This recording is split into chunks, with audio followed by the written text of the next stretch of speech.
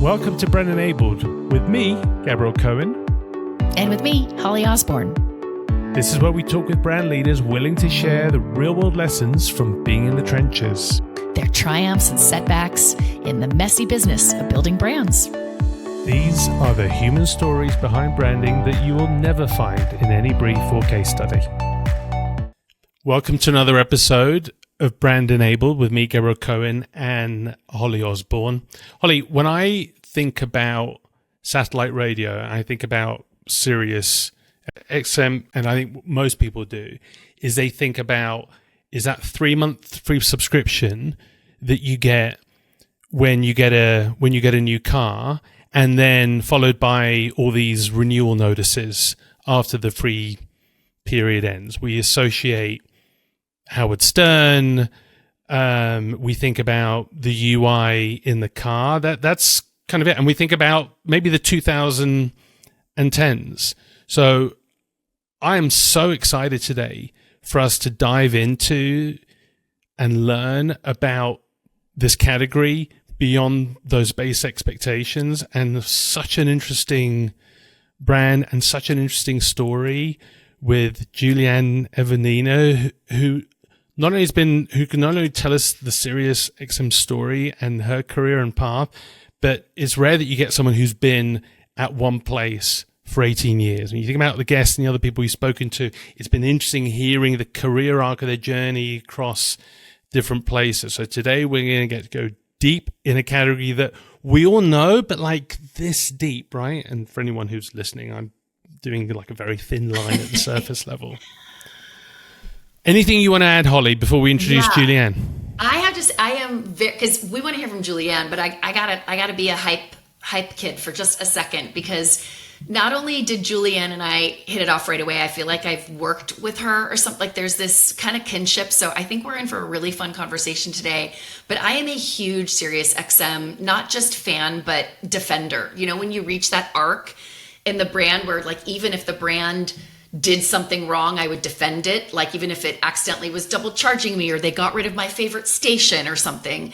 And I think it's because, and this is something I want to unpack with our amazing guest today, is that it has something for not only everyone, but all the parts of you. And without meaning to sound cheesy, none of us are just one person. There are moments where you want to kind of headbang in the car because, you know, like you're feeling like, I gotta get my energy out. I gotta get my aggression out. And other moments where you need to hear something intelligent, you need to hear something soothing, you need to hear something nostalgic. This is a brand that gets all of us and kind of is there for all of those moments of our lives. But yeah, Gabe, like where do we intersect it aside from in our vehicles? And that's been probably a huge focus of the brand. And so without further ado, JulieAnne, thank you so much for joining us. Hello, Holly and Gabe. Hello, Holly and Gabe. So great to see you today and to be with you for this conversation. Really appreciate you having me. We're the lucky ones to have you. And okay, of a bunch of things that we have to dive into, the first thing I want to start off just right out of the gates with is a story about a Christmas sweater. But it's not just any Christmas sweater. We've got a lot of really juicy topics to dig into, guys, around a rebrand, around content and audience segmentation, around category evolution. But it would be silly of me not to start with the story of the heavy metal sweater. Because I just think our listeners deserve, a little something with such a cool guest. So would you do us the honors of just starting us off with a story of the heavy metal sweater? And then we're going to get to all the, nosy questions for you around digging into the brand. Take it away. I love it, Holly. Well, this is a great place to start because I think this is such a beautiful representation of what SiriusXM means to its listeners and its fans, meeting them where they are, meeting them with their passion points. But also what happens when you enable your team who knows their content area and has a passion and you let them run and execute something. So I take it back a few years. And SiriusXM is just coming off of announcing and rolling out a brand refresh. And we are going into the holiday season. Holiday season is a massive, amazing time for listening on the SiriusXM platform. It is not just about traditional Christmas music, but it is about holiday music across the spectrum of holidays and cultures. It is about what matters to you in this time. And that might be, I need non-holiday music to tune out my family. It might mean I need those holiday carols to push me through and get me in the mood. But it is about, like everything on this brand platform, bringing our listeners and our fans closer to the things that they love. And when we look at our audiences and we look at how we segment audiences, we are always trying to identify what are those highest passion point audiences, because they drive such fandom and engagement, and they have such strong relationships with our hosts and our content. And one of those very strong communities is our heavy metal community. And we said, holidays are so often shown in glitter and smiles and snowmen and happiness. And that is a really important part of the holiday. But there's this metal community that needs to be represented too. And we had, and we had a series of team members who are really dedicated to this genre. And they worked with our amazing creative agency and said, we have just a banger of an idea. We want to make and film the production of the most heavy metal holiday sweater that is made of the angriest wool, that is knitted with the bones of the angriest sheep found in Scotland. And it will be, it will have spikes and everything that our heavy metal fans need. It will be soaked and saturated in the highest decibel heavy metal music. And not only will we make this and share with our fans how it was made, but we will raffle one off. We will make 2 of them and we will raffle one off to our fans and subscribers. And so we did that for the holiday season. And what was amazing is the team brought this idea, and they said, there's an underserved community here. We have an idea. It's a little out there, but we know that it hits the right notes. It hits the right notes for our content. It hits the right notes for our brand. It hits the right notes for our fans. And this is a crazy earned media opportunity that we need to jump on. And they got it done. And we still celebrate it every year. So awesome. What did it do for the brand? Like, what were how did you look at outcomes and results from that? Yeah, we looked at that 2 ways. One, in our earned media shares, social media, positive sentiment. We spent very little, if any, money on paid media, a little bit to get our sweepstakes out. But it really drove this massive earned media moment for us and such positive social sentiment. It also was this beautiful model inside the business. That one of the things Holly and Gabe, I think we talk about is, where is marketing the culture carrier and driving the organization? And where are we kind of the garbage can for, I need something done. I don't really know what to do. You're technically free, so figure it out for me.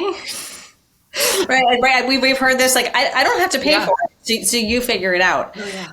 And this was a model that helped demonstrate that shift between a service organization and a business driver.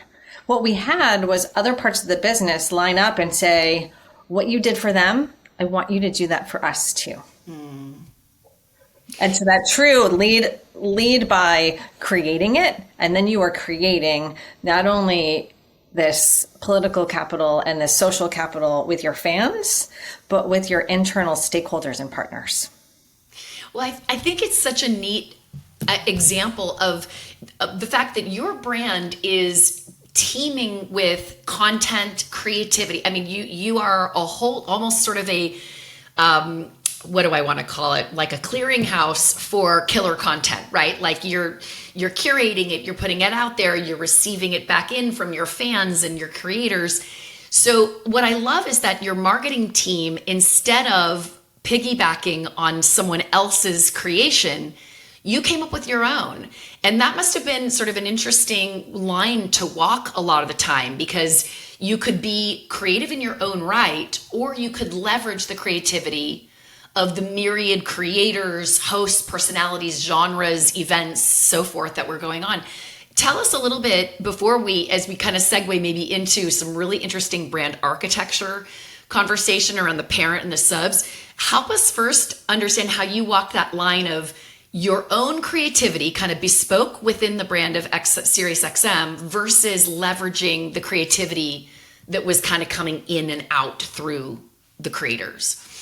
Absolutely. This one is absolutely a partnership, sort of led and driven by the brand and marketing team, but we need to partner with those content experts and content leaders. And you'll see in the piece that we then incorporate and bring in our hosts for heavy metal. They participate. We bring them in, we enroll them early in the process, get them on board and excited, but then they are participating. They are distribution creators. They are actually running the sweepstakes and telling their fans about it. So it is, in this example, they were early on partners and distributors, but it changes on a case by case basis when you have so much rich content, across the organization. And our job is to enable that, distribute that, but drive fandom. And sometimes that means we are running a concept and pulling them in. Sometimes they have, our partners may have an initiative that they need us on board and promoting. And so it's truly that sense of partnership at the get-go. But as we'll talk about the geeky elements of the parent and the sub and how do we artistically manage that balance? But it is about, at the end of the day, we know the content is the reason to subscribe. So it's the age old feature versus benefit. And let's focus on the benefit, which is the content and that connection, and make sure that shines through. I'd love you to then talk about in all the years that you spent at Sirius, how did brand and marketing evolve? And sometimes it's not evolution, right? Sometimes it's the pendulum shift. How did you think about structure? What did you learn? What drove some of those shifts? And maybe as part of telling that story, maybe talk about it in the context of how the category and the company has evolved. You are spot on with this question. Since the creation and the launch of satellite radio 25 years ago, this category has evolved and shifted, and that has changed both our needs in marketing, but also consumers' expectations. So at its outset, this was about category creation. This was announcing this technology breakthrough of satellite radio and how that brought consistent, crystal clear, high quality, high range of selection, variety, and no commercials. So the benefits were very clear. The enabling technology was very clear, but we operated like a telco at that time because it was a technology breakthrough that required a hardware purchase and then a recurring subscription. And so it was such a telco model. Buy the device, get the subscription.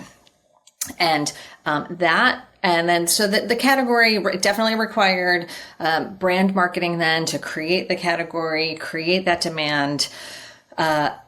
And interesting that audience started as a real audiophile who spent a lot of their weekends in Best Buy, right? This audience was people, if you think about what was hot in technology in those early 2000s, it was consumer electronics, right? This was really a consumer electronics sort of model.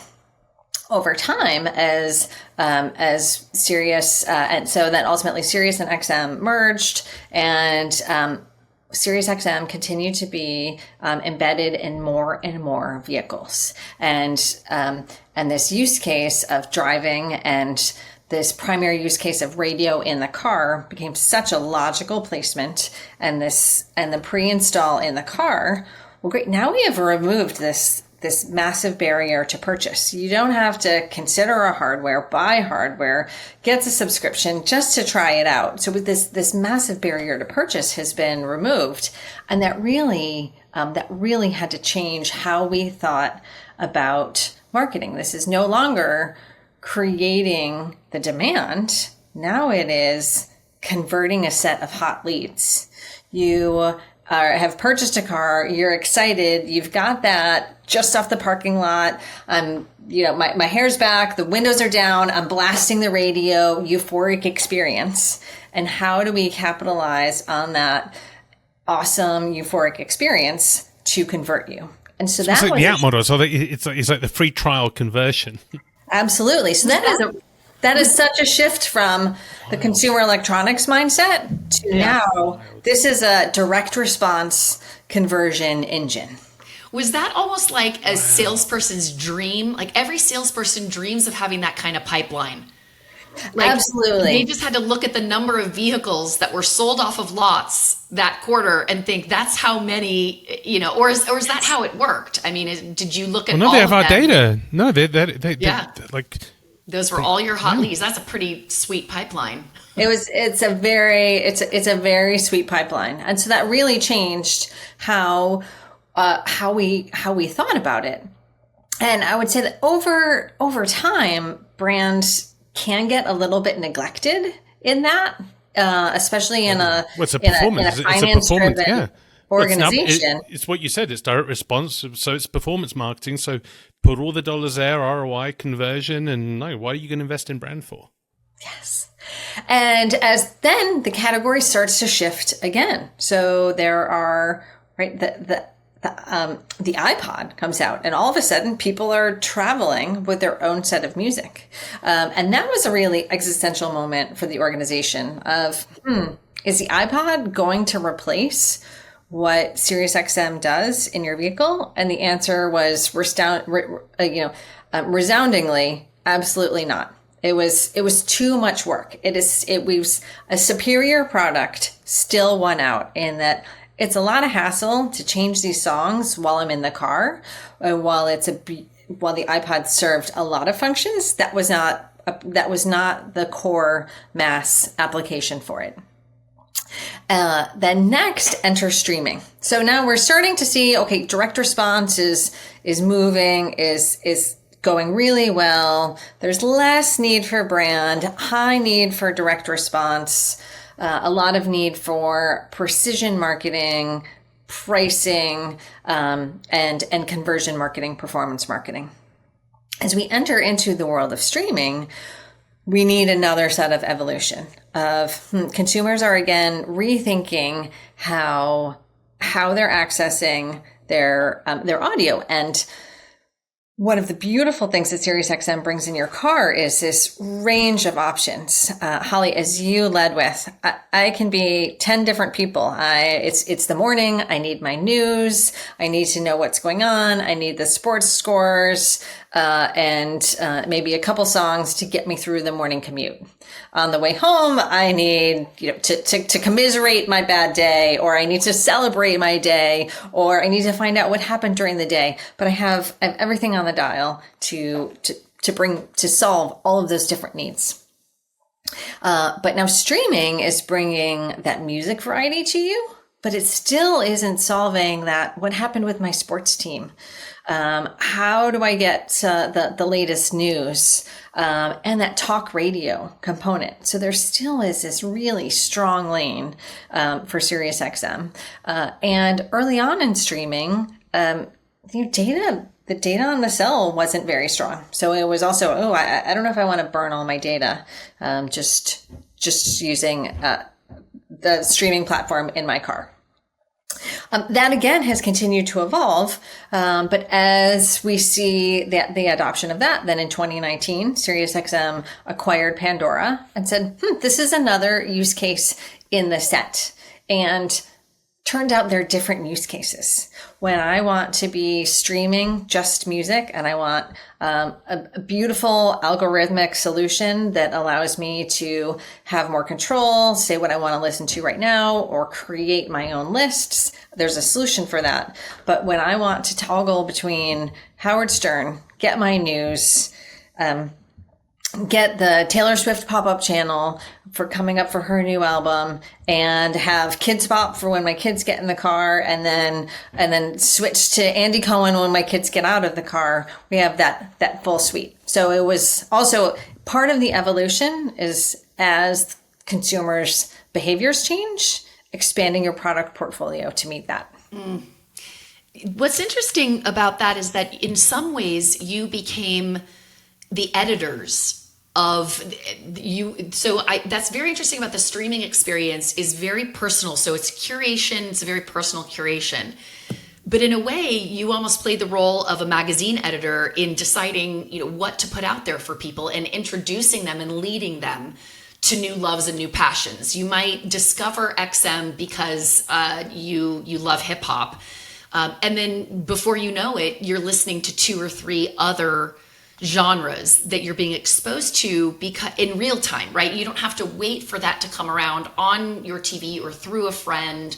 So tell us a little bit about how did you start to kind of think of each of these genres and each of these hosts and channels as their own brands and these almost kind of children that you had to tend to? How far did you have to go, or did you just kind of let the curators and the hosts rip? How did you brand manage that?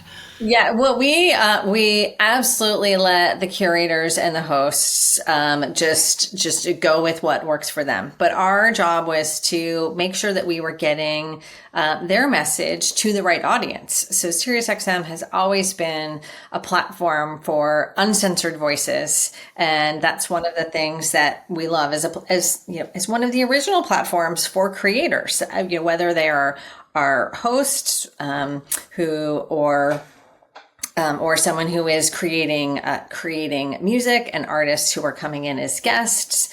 It is absolutely about giving them that full creative liberty. But I think one of the things that became apparent to us as we look at these shifts over time is when we are only looking at the leads that are coming in to convert, you're really not developing your own audience segmentation because the audience is brought to you. And once we get into an app world where we are prospecting audiences again, that's when it became really apparent to us that we needed to do a whole consumer segmentation study and understand who's our core audience, who do we have, and they are loyals, and they continue to drive the business. Are we on the right trajectory to maintain and continue to build that audience? But who's our growth audience? Who is more of a reach? And then, Holly, to your question, that's where we are really mapping content to whether they are in our growth category, whether they are in our core category, and developing our marketing campaigns around what's our retention play? What's our acquisition play? What is the right talent around that supports these audiences? And that is also where these passion studies come in. You can be all things to all people, but you're a little vanilla. Sure, we have everything. Yes, they're the table stakes. But when you get into these high passion audiences, like heavy metal, for example, and you have the best product for that audience, then you partner with the creators there and you go after that fan base and you create just unbelievable stickiness and joy and fun. JulieAnne, I love this topic of segmentation. I can't think of many more important topics as foundational, fundamental to marketing and brand management. Take us under the hood. What's really important in doing segmentation well? What are the learnings? Tell us about any mistakes that you made. What do you see as the common pitfalls? Oh, this is such a fun topic and near and dear to my heart.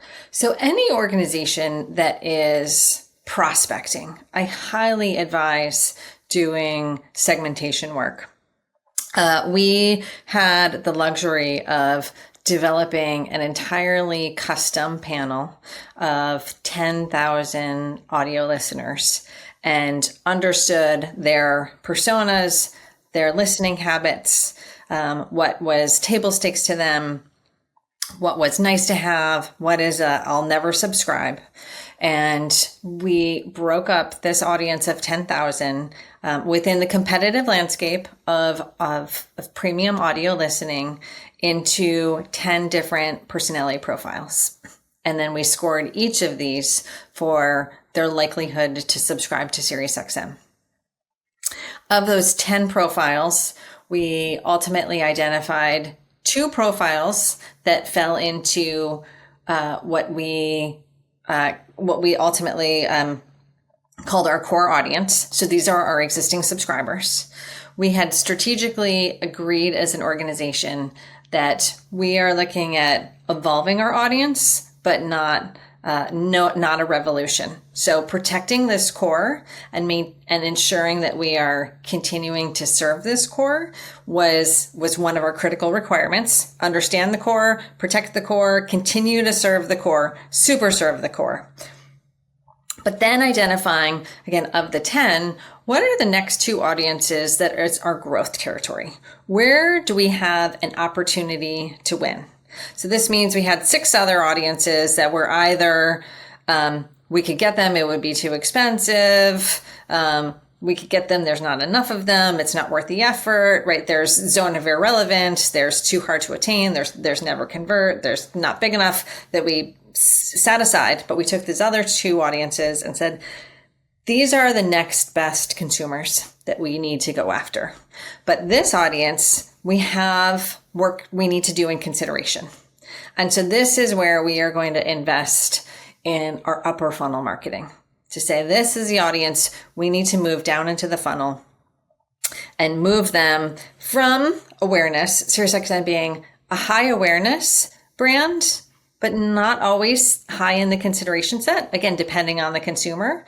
It's both a luxury and a detriment with a high awareness brand because you bring so much consumer perception around your brand that we as marketers who live and breathe it and often navel gaze, as I say, may not feel is accurate, but that is what they are bringing with it. So we need to specifically target our brand marketing to those audiences to drive them into consideration.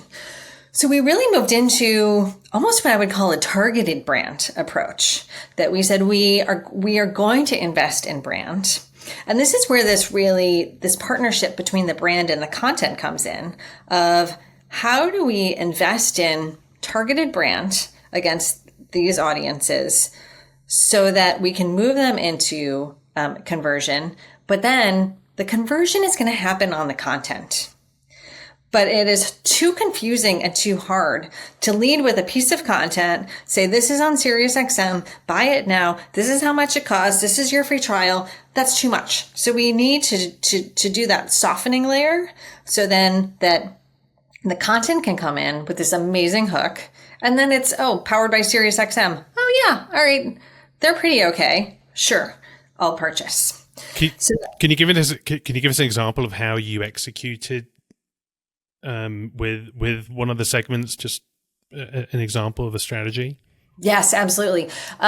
So one strategy was as we were looking at, so by definition, our audience was a little bit older, a little bit affluent, because they were buying cars, they were buying new cars. That's how they were getting exposed to SiriusXM. So we were looking to move into a slightly younger segment and audience. So one of the things we did in that case is we developed a partnership with Howard University.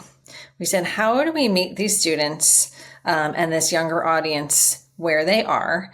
But it's not just through showing up at a job fair and giving away tchotchkes. It is truly about meeting them with content and engaging in areas that they find relevant. So Howard University was just developing its first hip hop minor. It's a curriculum around hip hop music at the school. So we were able to bring then our hip hop experts, our hosts, the team to come in, teach classes, develop seminars, bring students into our studios to develop their podcasts and their listening experiences. So they're having a true experience with the brand, not just engaging in brand swag. Brilliant. I love that. You use your own assets as a differentiator, as a way to execute. That's so good. I have one more question on segmentation. I'm sorry, we could do the whole episode on this topic. We sure could. Yeah, it's so good.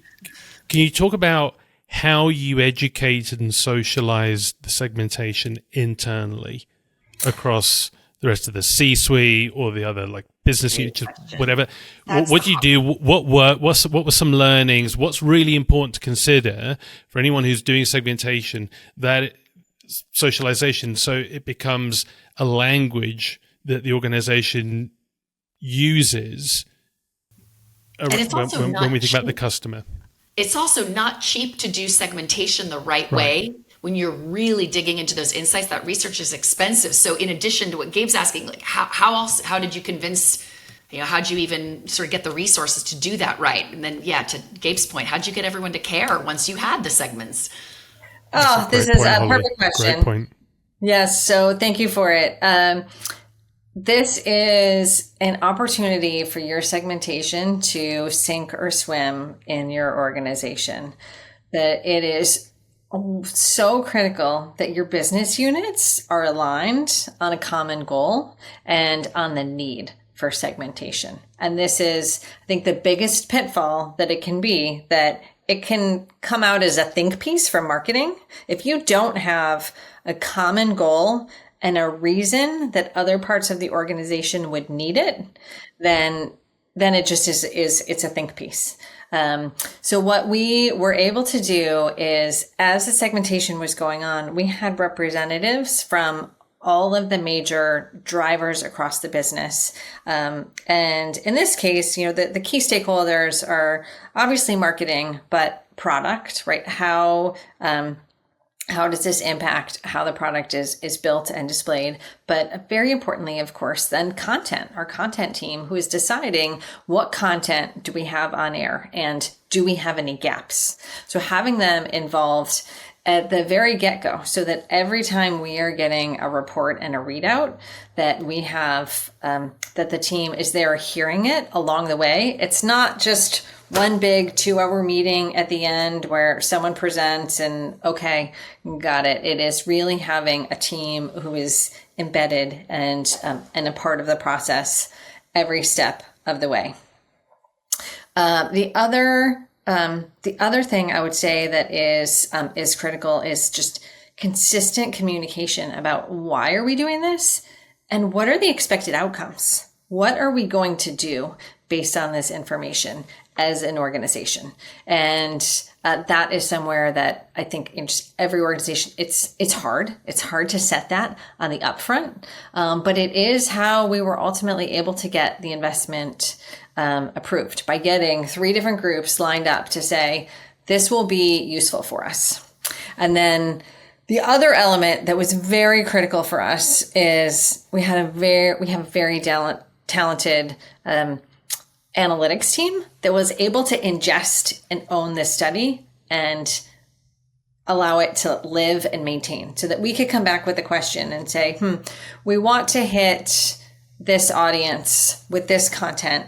Does this make sense? So they actually built this engine for us where we would either take a persona or we could take an artist or a genre and mix it in. They would sort of throw it in the engine and say, what audience does this support? Is this an underserved audience? Is this an opportunity? Does this hit core?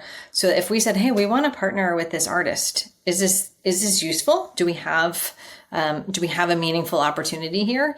I think that would be a major pitfall. Thank goodness we had that. But if you don't have the ability to ingest this data and for it to continue to live and serve the organization, then it's one and done, and it's dead on arrival.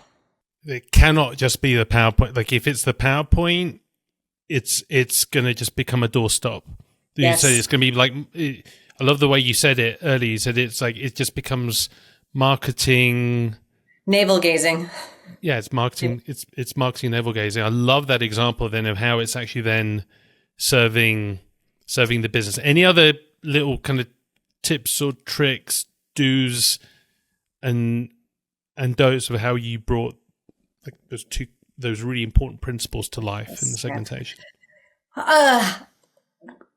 They became really useful tools for us then over time to communicate either with our internal partners or external partners of here's the audience we're going after. And this wasn't one marketing manager writing a brief about their ideal consumer. We had a really consistent voice around here's a target customer, this whole rich set of data that we know about them. And we could speak to that really consistently, both internally and externally. That was another benefit that we had of this rich profile. Did you give the profiles names? Did you have, like P&G has, I don't want to share trade secrets from back in the day. It'll age me. But I'm sure they're not using that same model anymore. But yeah, how did you get people kind of put their arms around these customers and care about them as people and not just as data sets? Yes. So we did have segment names for them. Like one was called the open roadie, right? So they were a more car-centric customer, versus one was called a seamless spender. And this is someone who engages in multiple different sets of technology, would use the app and the car. So we had our own custom names for them, but we had personas and profiles and pictures. So that really helped personify it. Mm-hmm. That, Holly, also brings me up to, because these were totally custom segments, one of the other things that we did is working with our media partners to say, well, how do we translate this to something that's very actionable in our media buying? And again, we partnered with our data analytics team to map our questionnaire to a set of MRI data sets, so that we could translate them into, okay, this is the equivalent of this MRI audience. Mm. So that allowed us to say, okay, we are looking for media that over-indexes in these audiences. And it, again, made it a really great communication tool to be really crystal clear about who that audience was. So now you've got, let's say you convert someone, you've brought them in, you've done that hard work. Did you say correct? Did I hear correctly, JulieAnne, that what maybe got them over the line at that lowest end of the funnel was probably content? There was a specific piece like, okay, I decided I don't want to live without this. And then they probably questioned price. Price was not insurmountable barrier. And so you've got them. Now you've got a customer.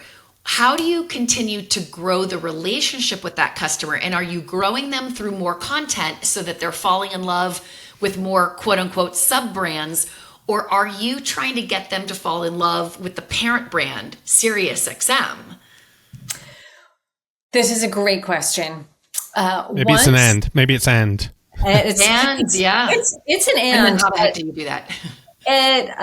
Once you are subscribed, it really is about your continued love and relationship with those content brands. So it is making sure that you have, it takes at least 3 and ideally 5 channels, pieces of content, hooks, right? No surprise, most radio presets, when we still have the old school buttons for your radio, is 5.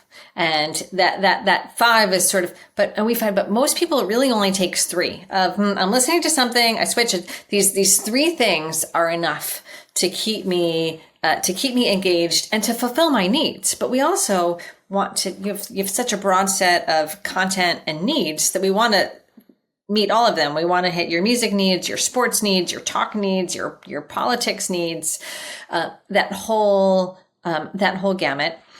But then we are also enriching that with what are the important subscriber perks for you? So how do we make sure you know first about upcoming content? We do a series of teeny but exclusive, very cool events, and saying our subscribers have exclusive access to attend this. These are tickets that you can't buy. They are just events that as a subscriber, you have the opportunity to attend. So that may be a teeny show like Lady Gaga or Drake at the Apollo, right? Only 3,000 people for people who play massive stadiums, but this is a subscriber perk and a ticket that you can't buy. Okay. So then all right. So that leads us then into a decision to invest in a rebrand. Was that 2023? Yes, it was 2023. Okay. Yes. Walk us through all of the discussions that went on there. I mean, we'll get to we want to know all about the rebrand itself, but how did you get there? Why was that the right time? Why was that the right strategy? Yes. And what type of rebrand? Because there's like 20, rebrand can mean 50 different things. Yes. Segmentation really brought us down the yellow brick road to tell us that we had an opportunity for a rebrand. That this is where we said, our core audience knows and loves us. It's really hard to get our core audience to not love us. Our growth audience, we can invest in them, but they primarily think that we're a little bit outdated, and they don't think we are relevant. And so what do we need to do to look more modern and to be relevant to that audience? So we took from the segmentation strategy, then we did our next study around, well, what are the drivers of brand impression? What and brand love? What can we do? So if we need to grow this brand love for this audience, what's the right path in? Because there are a million paths in and there's so many great ideas. So how do we hone in on the most important ones? And what we learned is that for particularly our growth audiences, the number one driver of that brand relationship was personal connection. Number 2 was price, and number 3 was brand prominence. So we said, okay, easy, personal connection. As we talk about categories evolving and shifting, and a category that has heavily evolved back sort of into technology and into streaming and into an algorithm, we said we have an opportunity to play heavily into our personal connection, that we are driven by humans, that the music is human. Not only is it musically humanly curated, but it is hosted. You get the stories, you get the interactions, but the heart of radio is talk and hosts. So our element of sports talk and talk radio and all of those amazing hosts, it was this perfect opportunity of the number one thing we need to do is prove personal connection. And that's the thing that we are best at, is this intimacy and this connection. So that gave us the permission to say we need to do something, the opportunity and the direction. We validate this against our core audience, say we're not going to offend our core here, and say, no, our core is fine if we get a little more modern. That's okay. This totally works. So from there, we went into a really accelerated brand evolution, not a revolution process. But we also knew we needed to update our logo. We also knew from practical experience, we had a long horizontal logo. It did not show up well in square places. Which are things like app icons, right? That square placement turns out to be very important, and we didn't have an ideal placement for that. And we had continued to incorporate the legacy XM waves, which were 20 years old, but again, over time had become to be associated with Wi-Fi, right? They originated meaning audio waves, but they had over time had a new meaning.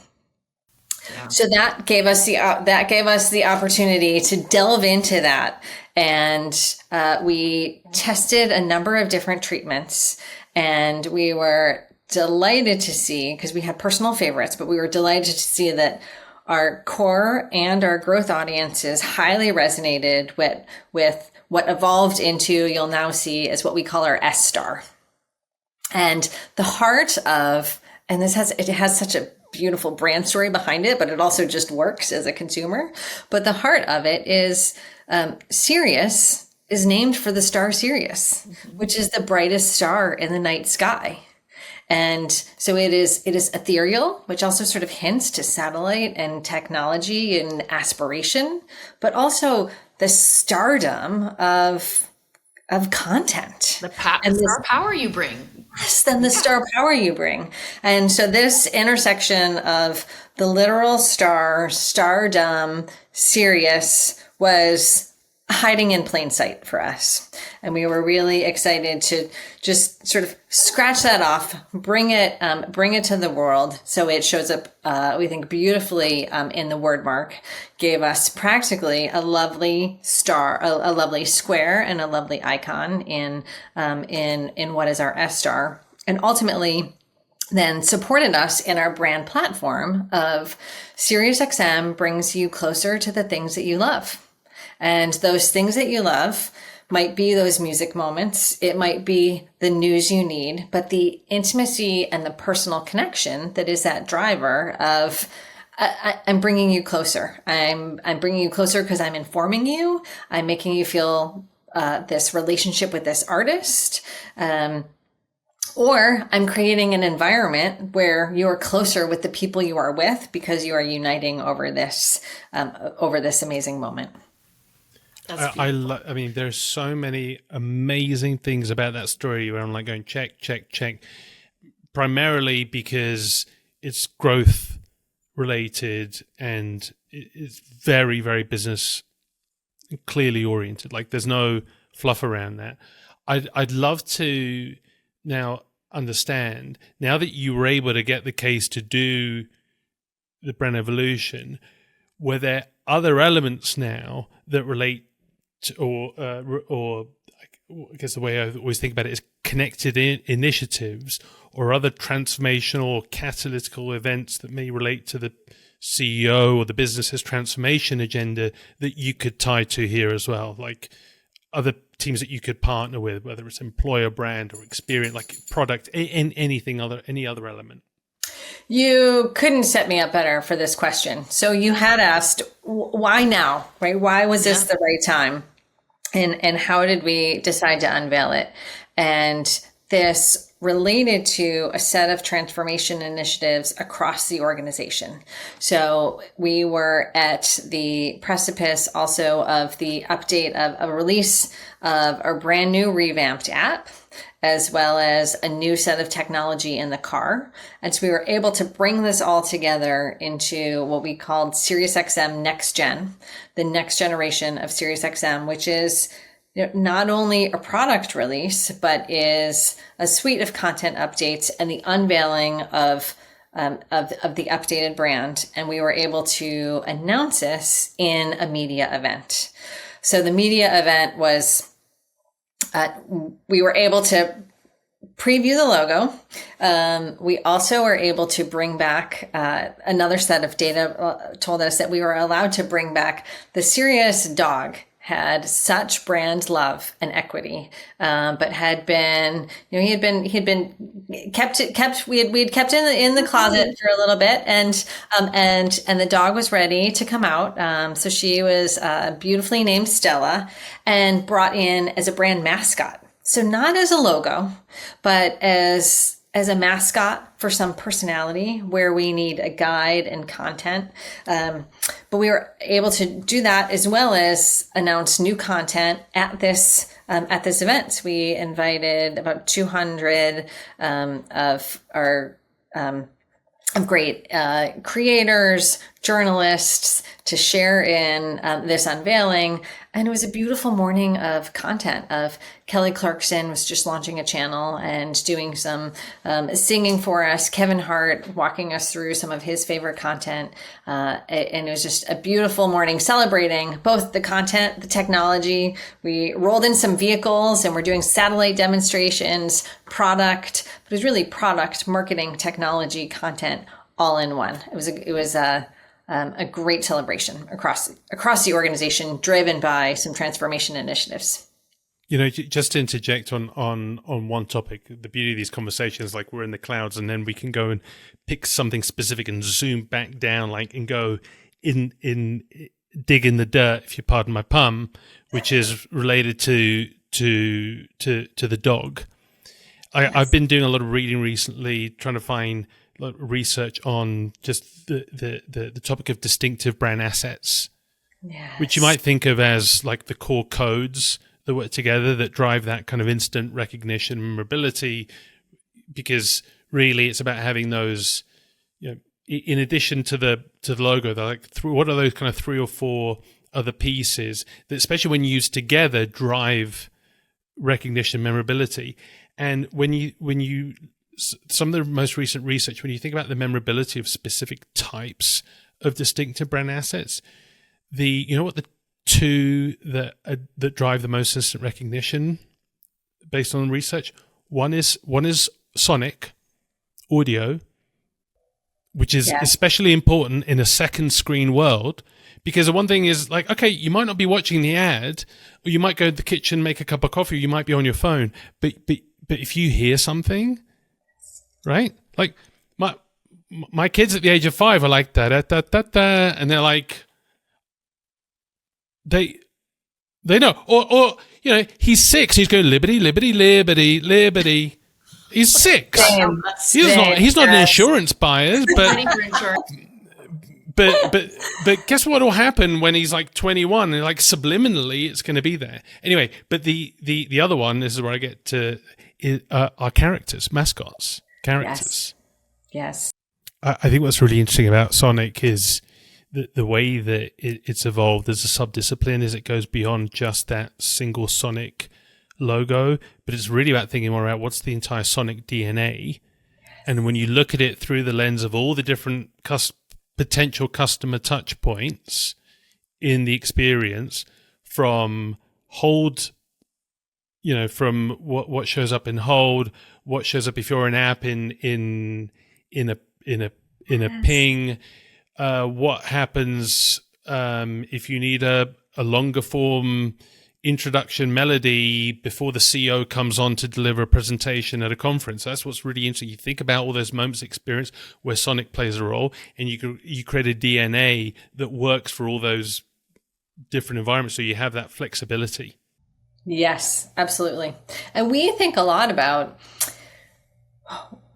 as a business, we don't do a lot of sponsorships, but where we do sponsorships, how can they relate to a Sonic experience? So one of the things that a deal we worked on really hard is with the MLB. How do we be the sponsor of your walk-up song? Yeah. Right. Or something that we did with the NBA was an integration during NBA games. Sure, you can listen on SiriusXM Radio, but it would be, here's where you get this player's playlist on Pandora. How do we bring it back to the core product and honor that? It's really interesting. Like I saw McDonald's present at a conference a few weeks ago, talk about the biggest campaign and what they've done, a brand to bring back this cultural relevance was the oh god, I'm going to butcher the name of the campaign even though I just saw it, but the your orders that then you could go and order, right, where they had all these famous people, and I don't know, it was Kendrick Lamar, probably wasn't, but you could then go and order Kendrick Lamar's, and there were lines around McDonald's. That's exactly what you were doing when you think about parallels. Yes. But so Sonic and this, and having a mascot, and explaining to the organization the difference between a logo and a mascot, and that your mascot is a rallying cry, is fun, is personality, doesn't replace your logo.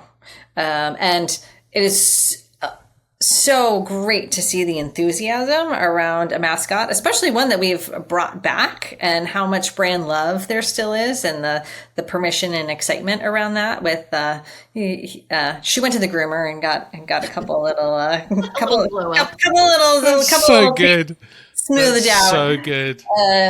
But that was both such an exciting internal motivator. The teams were so happy to have access, and it did unleash this other set of creativity of, okay, now if I have a guide, what does this guide help me do, and what are the helpful actions of this guide? One of the things, again, when we talk about the parent-child relationship, think about what is our role as a brand. It's a little bit like a late night host. Like, we are here to help give you a suite of options. Say, here's what's on the menu. How do we get you to the right thing? And everything's in our house and in our family.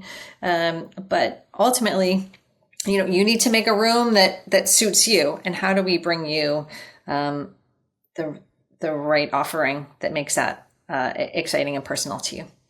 And I imagine that the employee audience was a really critical one to win with, JulieAnne, because as the company evolved, and as you mentioned, it was now in the same conversation as all of these content was exploding. So you had streaming services and you had everything really at our fingertips and podcasts. And with so much competition, how did you attract and retain talent that said, no, I want to stay here at SiriusXM versus hopping over to any number of content or hyper web scalers that were dealing in content? So how did you think about that employee audience as part of your one of the mouths to feed, so to speak, in terms of brand? We saw them both as one of the mouths to feed, but also as a core set of creators for us and as constituents. That here's an audience that is so ready and excited for a rally cry that we just need to bring them the tools and they are there for it. So we turned it into things like Merchandise Fridays, wear your favorite t-shirt on Friday. We did merchandise contests where you could design sets of merchandise, and then we would create different ones that the employee base submitted. So it was really this built-in set of creators that we turned to and said, what should we do next? What do you want to see next? I want to see them get around it. That is so smart. And I think more companies need to do that. And it's a lot of times they actually use employees as, so that phrase dog fooding, like we want you to, but in a way you were almost reverse engineering that, which is to say, we actually need to learn from them. Instead of sort of foisting our product upon them and getting their opinions, we need to observe them in their natural habitat and have them tell us how they're absorbing this product and let them, sort of be almost that a mini microcosm of that 10,000 person panel that you had, so to speak. So I think that's brilliant. I'm curious, before we lose you, and I know we're coming up on time, since we love to get into the messy business of building brands, and we know that every massive rebrand has so many challenges along the way, tell us one thing that you wish you'd done, either that you didn't do that you would have done, or that you would do differently when you take on the next big rebrand. Yes. One thing that I think we did right and that was really important, and this goes back to motivating the employee base, was when we did our big media release. We have studios all across the country. We have multiple offices and locations. We had this amazing team that spent those 2 hours physically rebranding space. We had big S-stars rolled into locations. We were in studios, taking backdrops down, putting backdrops up, step and repeats that the team, watched, the teams were in conference rooms, and then they come out of the conference room and their physical space has changed. And that was also critical for the internal adoption of, okay, this isn't like optional. Like, I'll get to it when I get to it. Like, we'll update my materials later. This was this is who we are. And everyone went back and changed their Zoom backgrounds and changed their signatures and sent out their letters to their partners on here's what we're doing. So that was hard, but I think that was really important for that critical momentum, that if we don't respect it as a moment, and that we honor it and switch over, then our teams won't either. We like to say it's not just a change of sign; it's a sign of change. Yes, I love that. And what would we do differently? Oh gosh. This is a tough one. Or what was the biggest struggle? Something that was just like, man, that was a tough one. Maybe it was convincing someone on this, C-suite. Maybe it was a budget issue. Yes. The internal buy-in on we are doing this and we are making the investment, and the de-risking the change, I think, was the hardest part of how do we make it an evolution enough that it matters, but bring a data set that de-risks it sufficiently that there is enough confidence in what we're doing. Is it enough so that it is necessary and that it is meaningful, but that it doesn't feel disproportionately risky for a company that hadn't done something like this in 15 years? That was the difficult data set, because you also don't want this to leak too much, right? And this is the challenge, right? We see Apple has all the time, right? They are appropriately so secretive and don't want their creative to get out that it means they can't bring a set of eyes when they need it. So making sure we had a big enough data set around what we were doing, and that brought both the vote of confidence and the de-risking, because we were just 100% go, go, go, go, go. What was most important? What was most important for that? Because I'd argue that you think about, I can't think of a topic that's more important right now. When you look at the Cracker Barrel story, these things are going way beyond. What were the most important things that you did for that to walk that balance? Yes, and this goes back to making sure that the executive team has alignment across our business goals, right? And this is something, whether it's in a campaign or it is something like a rebrand at these most executive levels, it is really about, do our business objectives align? And that was the critical question, because I think we know as marketers, okay, got it. We got the assignment. We are running full steam ahead. So we come back and like, look, here's our shiny answer. Aren't you proud? And they're like, well, of course it's shiny. Of course you did great work, but how do we know that it's going to work? How do we know that this isn't the wrong thing for us? And we get so caught up in our own press that taking that step back. So we actually did a series of focus groups around it, and so that we could get some feedback to de-risk it and say, first, are we doing harm? Are we doing harm? And then, does this accomplish what we expect it to accomplish? And we got enough signal feedback that told us that. But I think that would be the thing that's hardest is, you are so invested in making this work that you forget that part of your job is disproving the pessimist. I think one of the smartest things that you did, and I think it's a huge takeaway for anyone listening today, whether you're doing a large-scale rebrand or something that's more subtle, is that you want to have more than just that to announce. And the fact, JulieAnne, that you aligned with product updates and announcements that the company was making, I think also could have been, you tell us, part of de-risking.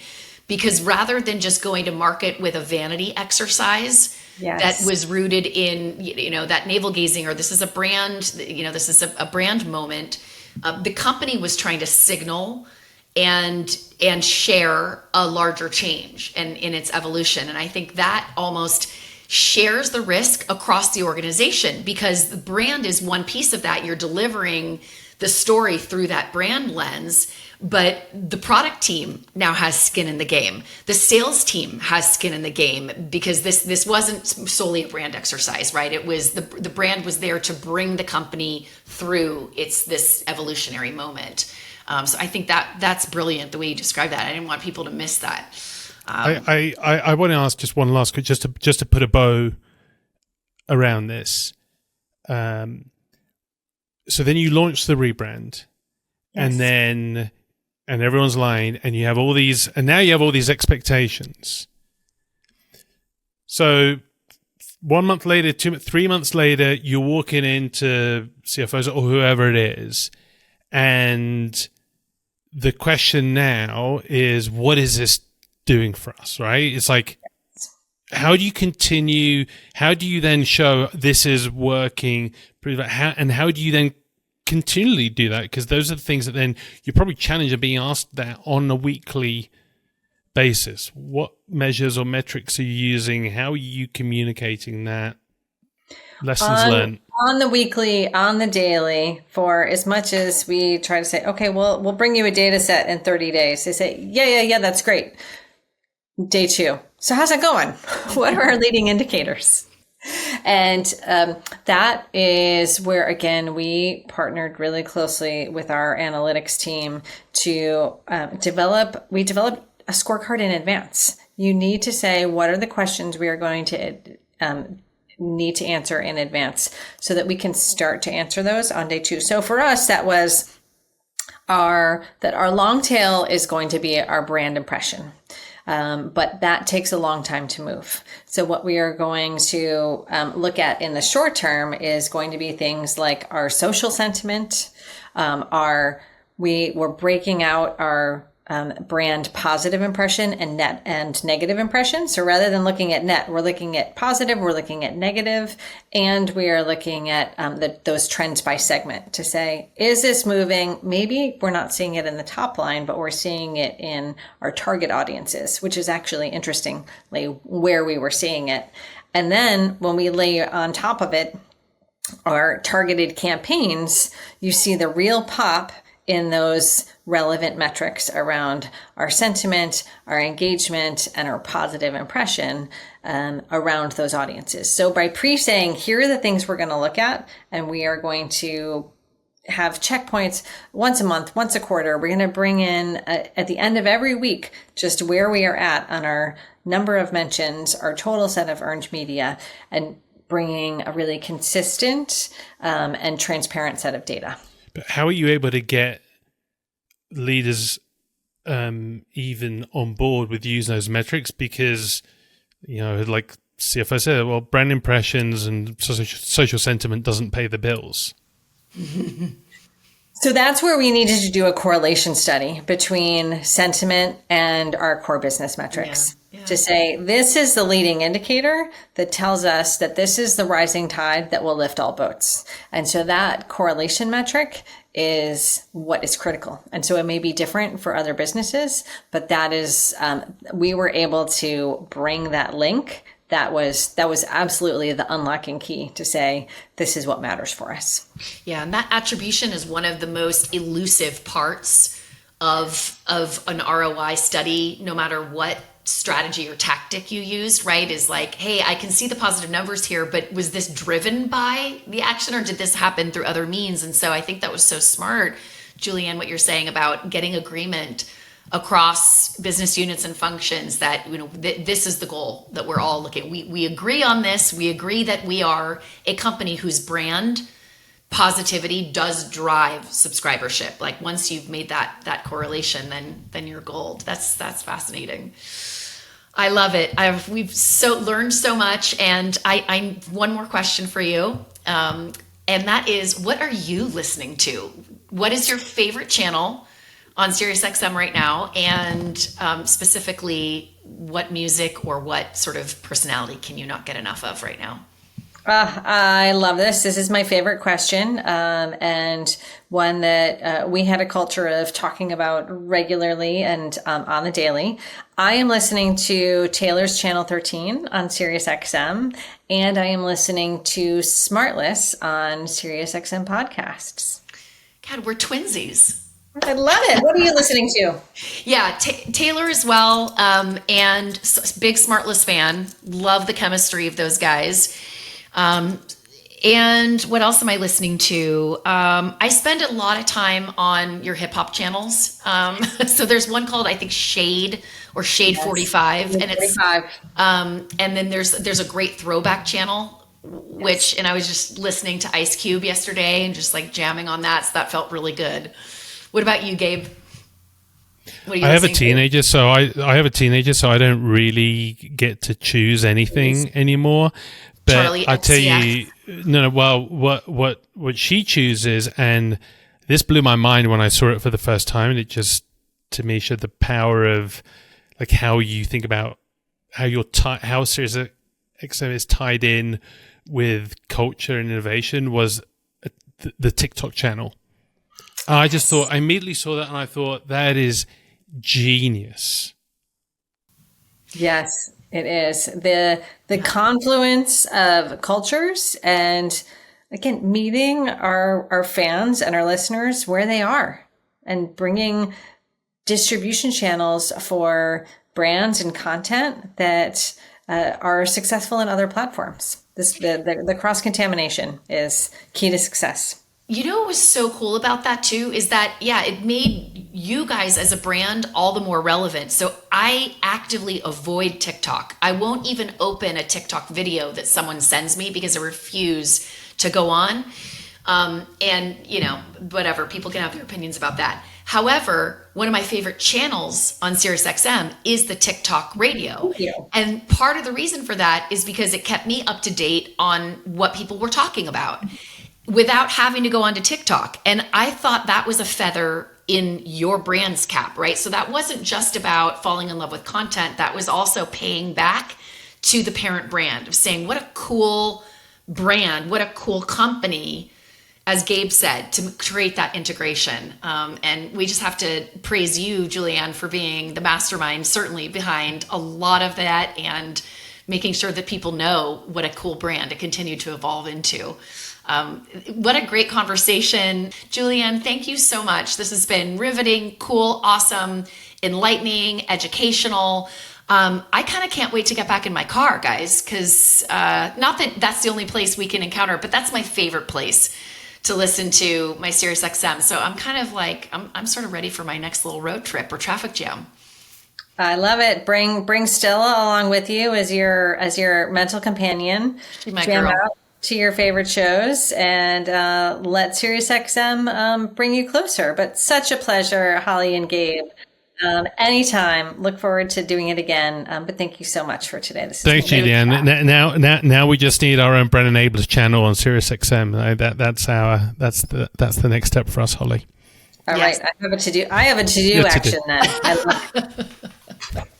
JulieAnne, thank you so much. This was amazing.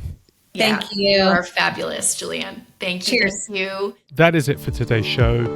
We started this podcast because we know that you are not alone in the challenges that you face. And the likelihood is that somebody somewhere has dealt with the same obstacles you're facing and might have even found a way to solve for it. For that reason, we've also created a community of brand leads who meet on a regular basis to share and learn from each other. So if you'd like to join that community or are interested in learning more, or if there is a brand challenge you'd like us to cover in one of our future episodes, please do get in touch with us at gabriel@brandenabled.co. That's gabriel@brandenabled.co. If you like today's episode, please share it with your colleagues and friends and subscribe on Spotify, Apple Podcasts, or wherever you get your podcasts. Thank you for joining us and see you next time.